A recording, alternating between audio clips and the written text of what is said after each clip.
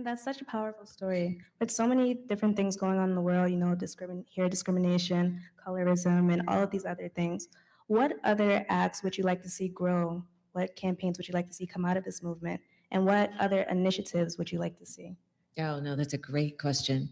So the thing about the Crown Act is one. I think, this whole conversation about racial equity, 2020, right? It's not that it was new.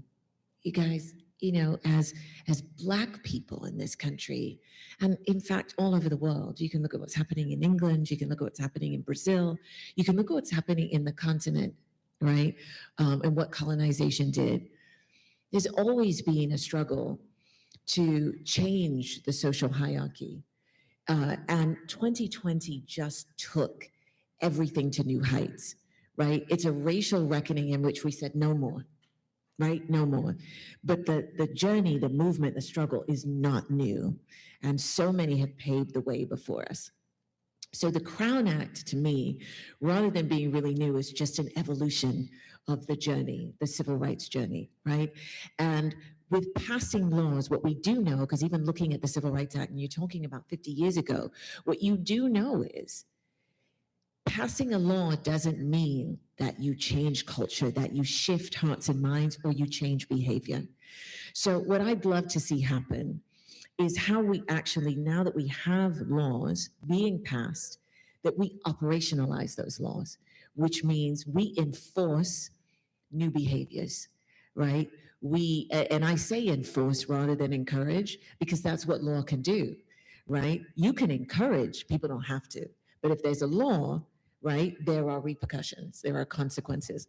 So I'd like to see in the corporate world, in workplaces, and that's work we're doing, and also in schools, where we're holding people accountable, where we're doing the education around the Crown Act, where we're helping people understand what hair bias looks like. See, there's a difference between bias and discrimination.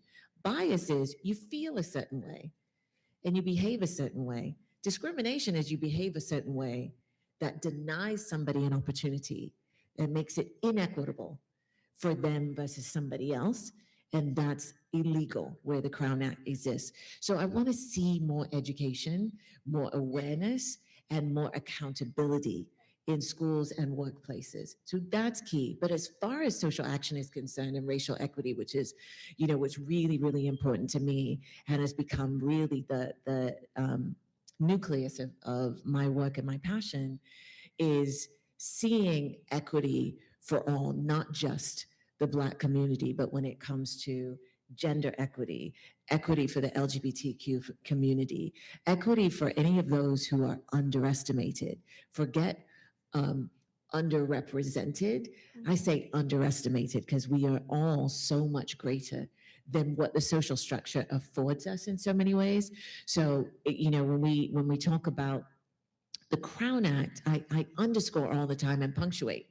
This is an economic conversation, right? So I would like to see how that contributes to economic equity and a conversation that we're having about bias in economic equity, which is some of the work we're doing with clients that we have in the financial industry, which is what is the bias and stereotype that we hold against certain groups of people, specifically Black people, that then, encourage or influence the way people behave towards us, which means we will never be on parity socially or economically unless we make those shifts. So that's what I'm committed to and passionate about.